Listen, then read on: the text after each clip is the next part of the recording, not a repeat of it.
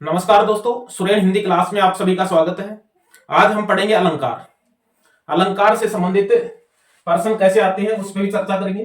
अलंकार शब्द को सबसे पहले समझेंगे। अलंकार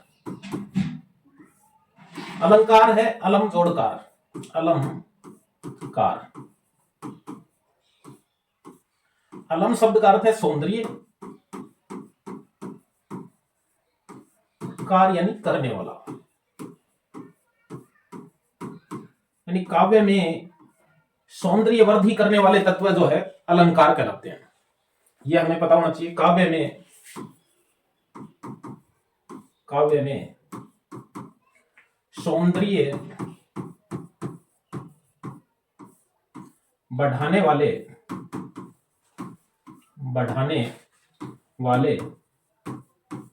तत्व अलंकार कहलाते हैं।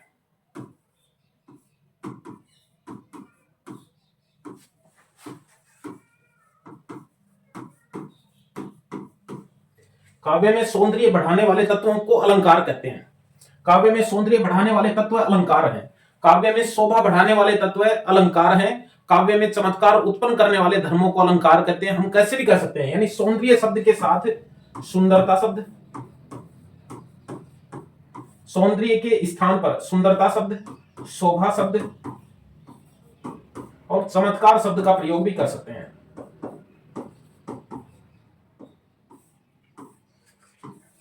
यानी काव्य में सौंदर्य बढ़ाने वाले तत्व अलंकार कहलाते हैं। काव्य में सुंदरता बढ़ाने वाले तत्वों को अलंकार कहते हैं। काव्य में शोभा बढ़ाने वाले तत्वों को अलंकार कहते हैं, या काव्य में चमत्कार उत्पन्न करने वाले तत्वों को अलंकार कहलाते हैं।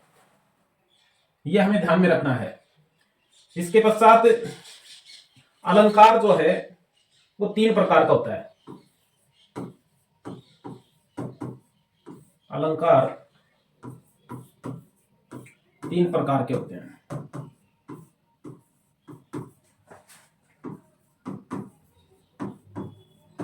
अलंकार 3 प्रकार के होते हैं। शब्द अलंकार, अर्थ अलंकार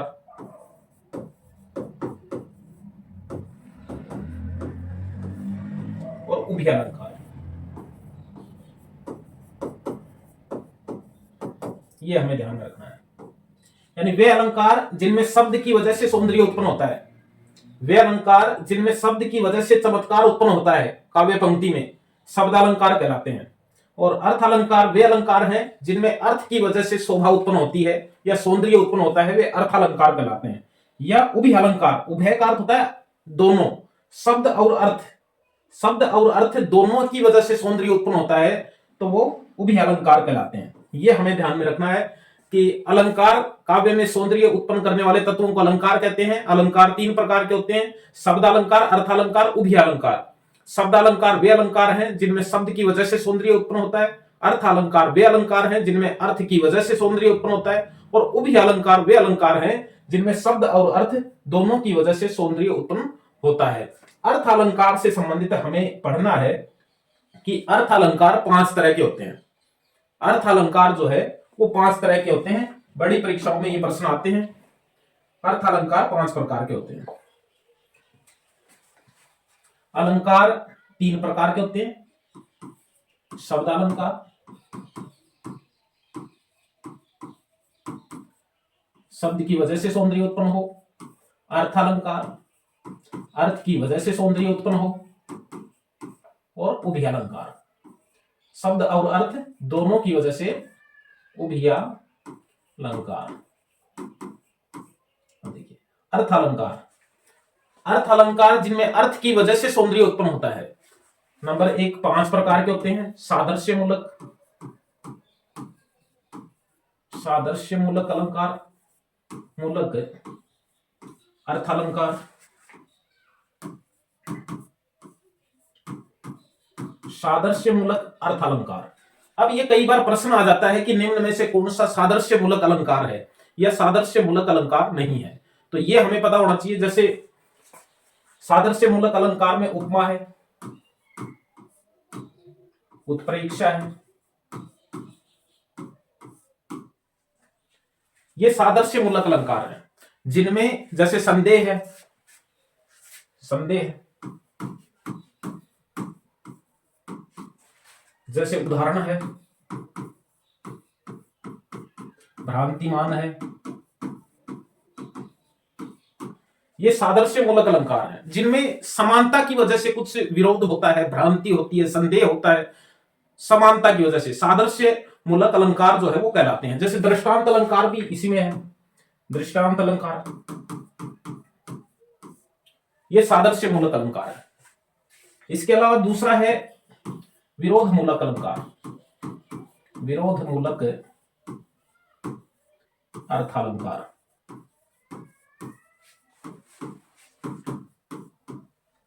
विरोध मूलक में जैसे विरोधाभास है, विरोधाभास ये नाम से पता चलता है। विरोधाभास क्या है? विरोधाभास विरोध मूलक है, असंगति है, विभावना है, विशेषोक्ति है, असंगति है,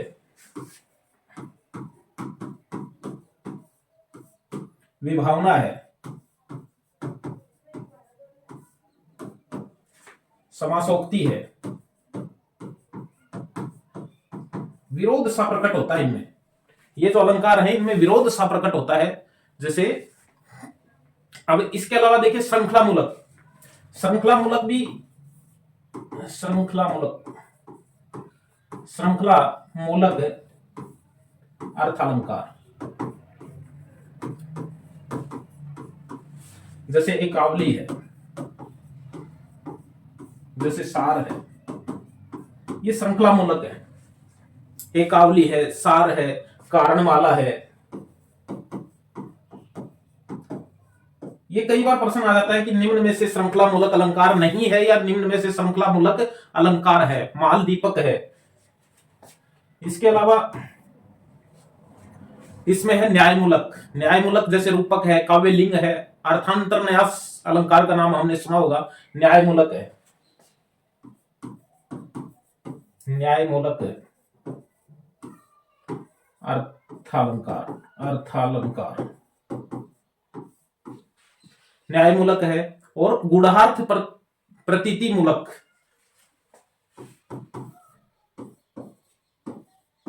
गूढ़ार्थ प्रतीति, ये 5 प्रकार के होते हैं। ये हमें बिल्कुल ध्यान में रखना है। इनको सादृश्य मूलक है, विरोध मूलक है, श्रृंखला मूलक है, न्याय मूलक है और गूढ़ार्थ प्रतीति मूलक भी जो है वो अर्थालंकार का भेद है। गूढ़ार्थ प्रतीति जैसे समासोक्ति है, प्रयोक्ति है, व्याज निंदा है, वक्रोक्ति है। जैसे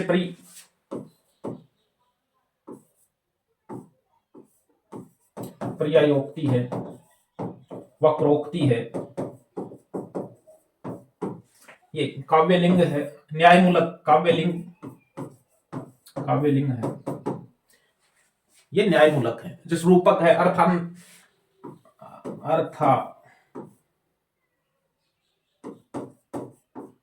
अंतर्न्यास, रूपक भी न्याय मूलक में आता है। तो ये 5 तरह का होता है। ये कई बार प्रश्न आ जाता है कि निम्न में से विरोध मूलक अलंकार कौन सा है, या ज्यादातर पूछा जाता है सादृश्य मूलक और विरोध मूलक, इनके प्रश्न जो है वो ज्यादा पूछे जाते हैं। अर्थ अलंकार के 5 भेद हैं। सादृश्य मूलक अलंकार कौन से होते हैं, विरोध मूलक अर्थालंकार कौन से होते हैं, श्रृंखला मूलक अर्थालंकार कौन से होते हैं और न्याय मूलक अर्थालंकार कौन से होते हैं और गूढ़ार्थ प्रतीति मूलक अर्थालंकार कौन से होते हैं। ये हमें थोड़ा सा ध्यान में रखना है। आरपीएससी के एग्जाम के हिसाब से इनको ध्यान में रखना है। बाकी जो हमारे अलंकार पाठ्यक्रम में चलते हैं हमें उनको ध्यान में जो है वो उसमें रखना है। हम इसमें पहला अलंकार पढ़ेंगे अनुप्रास। अब देखिए अनुप्रास तो पढ़ते हैं, ये अनुप्रास के भेद भी पढ़ेंगे। अनुप्रास क्या है? अनुप्रास है अनु, प्रय और आस। आस का मतलब क्या है? बैठना। आस से ही तो आसन बना है, आस शब्द से ही आसन बना है, आसन ग्रहण करना। आस यानी बैठना, प्रय यानी विशिष्ट रूप से, अनु यानी पीछे, अनु पीछे, प्रय विशिष्ट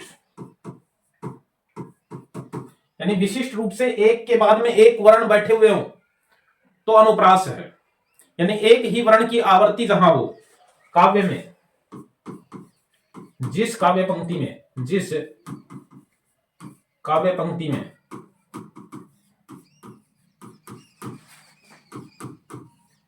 एक ही वर्ण की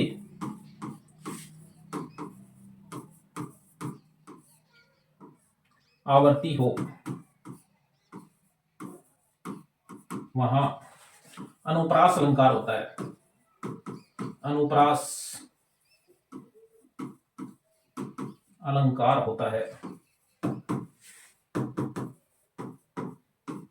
जिस काव्य पंक्ति में एक ही वर्ण की आवर्ती हो या एक ही वर्ण बार बार आए उसमें अनुप्रास अलंकार होता है। क्यों? क्योंकि अनु, प्रय और आस। आस का मतलब बैठना, अनु यानी पीछे, प्रय यानी विशिष्ट रूप से या विशेष रूप से, यानी एक के बाद में एक विशेष रूप से एक ही वर्ण की आवर्ती हो, एक पंक्ति के हिसाब से बैठ जाए तो वो अनुप्रास है। अनुप्रास का उदाहरण जब भी शिक्षक पढ़ाता है तो कहता है कि चाचा ने चाची को चांदनी चौक में चाव से चटनी चटाई, चय वर्ण की आवर्ती है, ये अनुप्रास है। भगवान भक्तों की भूरी भीति भगाइए, ये अनुप्रास है। प्रेमी ने प्रेमिका को प्रेम पत्र पहुंचाया, ये अनुप्रास है, पय वर्ण की आवर्ती है। तो अनुप्रास जो है ये हमें ध्यान में रखना है। अनुप्रास के भेद, अनुप्रास के भेद मूल रूप से 4 भेद हैं, कुछ विद्वान 5 भी मानते हैं। जैसे देखिए छेकानुप्रास, छेकानुप्रास,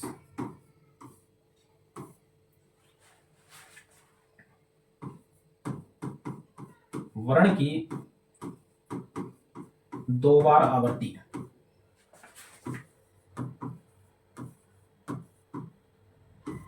यानी काव्य पंक्ति में वर्ण की 2 बार आवर्ती है, छेकानुप्रास अलंकार हो जाता है। एक है वृत्त्यनुप्रास, वृत्त्यनुप्रास यानी वर्ण की 2 से अधिक बार आवर्ती, अधिक बार आवर्ती वृत्त्यानुप्रास हो जाता है। यह हमें ध्यान में रखना है। तीसरा है अंत्यानुप्रास,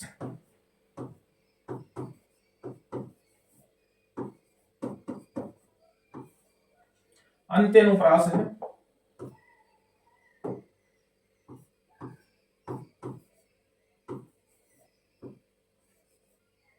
अंत्यानुप्रास, अंत्यानुप्रास है कि अंत्यानुप्रास में क्या होता है कि एक ही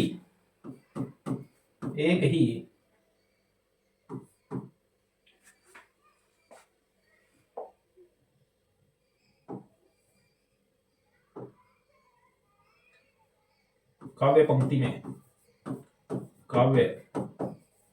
पंक्ति में स्वरों की आवर्ती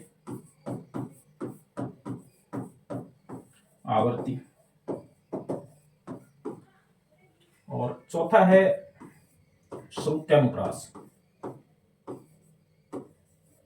श्रुत्यानुप्रास। इसमें है एक ही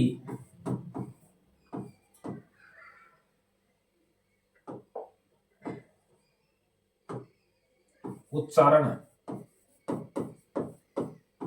एक ही उच्चारण स्थल, एक ही उच्चारण स्थान वाले वर्णों की आवर्ती,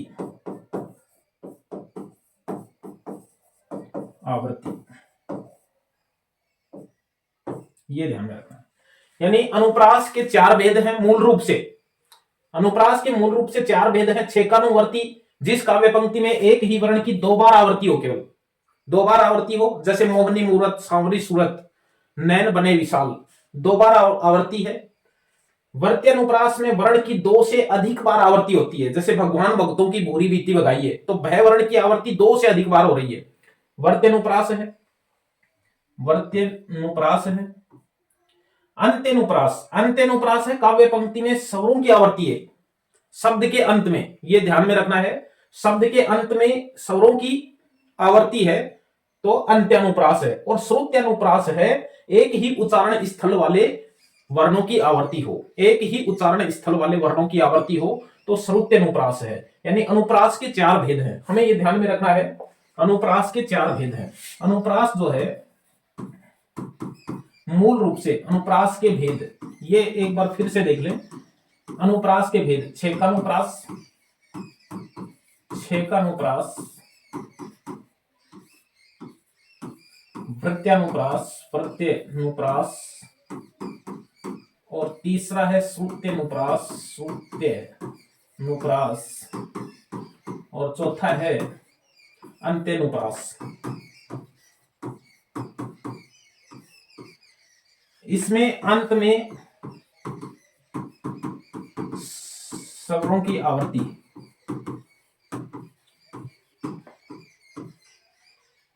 श्रुत्यानुप्रास में है एक ही उच्चारण स्थल, एक ही उच्चारण स्थान वाले वर्णों की आवर्ती,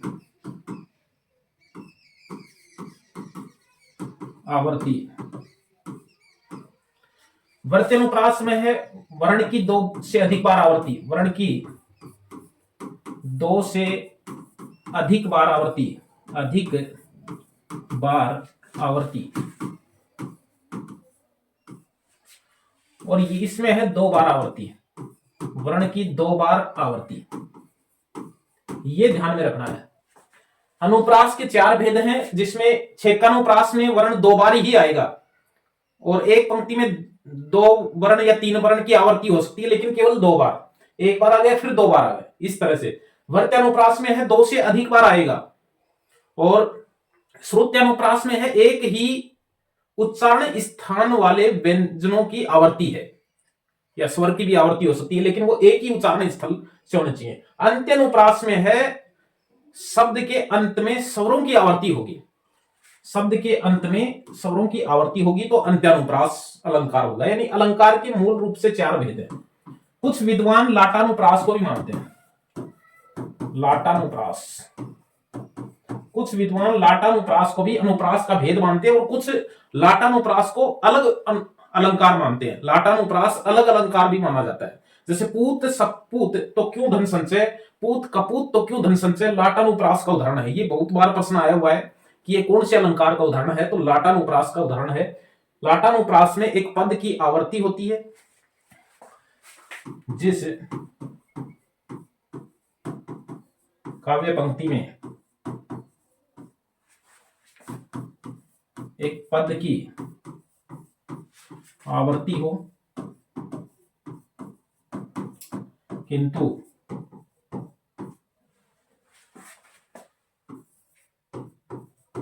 अन्वय होने पर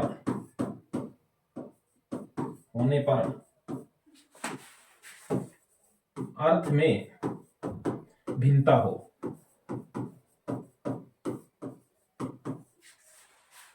यह लाटानुप्रास है। उस काव्य पंक्ति में लाटानुप्रास होता है जिसमें एक पद या शब्द की आवर्ती होती है, दोबारा आता है, लेकिन जब वो उसमें अन्वय किया जाता है, मिलाया जाता है, अर्थ निकाला जाता है, तो फिर उसमें अर्थ में भिन्नता आ जाती है, शब्द में भिन्नता नहीं होती है। पूत कपूत क्यों धन संचय, ये हमने खूब पढ़ा है। लाटानुप्रास का उदाहरण, लाटानुप्रास का उदाहरण, पूत कपूत,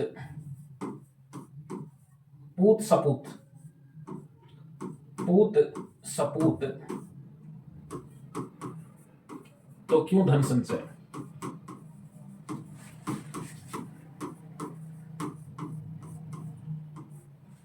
पूत कपूत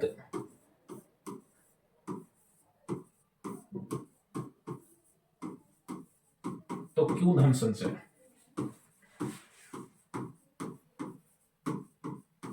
मुख्य रूप से इस पद की आवर्ती है। धन संचय का अर्थ एक ही है, लेकिन जब अन्वय करके अर्थ निकाला जाता है तो फिर अर्थ भेद हो जाता है, भिन्न हो जाता है। पूत सपूत है तो धन को इकट्ठा क्यों करना, अपने आप कर लेगा। और पूत कपूत है तो धन को इकट्ठा क्यों करने, जितना भी करेंगे वो उड़ा देगा उसको। इसलिए अन्वय करने पर अर्थ में भिन्नता उत्पन्न होती है। तो लाटानुप्रास का उदाहरण है पूत सपूत, ये बहुत बार परीक्षा में आया हुआ है। कुछ विद्वान इसको अनुप्रास का भेद मानते हैं और कुछ विद्वान जो है वो अनुप्रास का एक से अलग अलंकार जो है इसको माना जाता है। हम फिर पढ़ेंगे अगली क्लास में अनुप्रास के अलावा और जो भी अलंकार हैं, ये शब्दालंकार है, वर्ण पे आधारित है, वर्ण की आवृत्ति से ही सौंदर्य में वृद्धि हो रही है। आगे हम अलंकार पढ़ेंगे, यमक अलंकार है, सलेश अलंकार है, उत्प्रेक्षा है, वक्रोक्ति है, विभावना है, जो भी हमारे पाठ्यक्रम में अलंकार है हम उनको धीरे धीरे जो है वो उसमें पढ़ेंगे और फिर जितने भी परीक्षाओं में प्रश्न आए हुए हैं उन सब प्रश्नों का जो है वो रिवीजन करेंगे, हम उसको हल करके देखेंगे। धन्यवाद।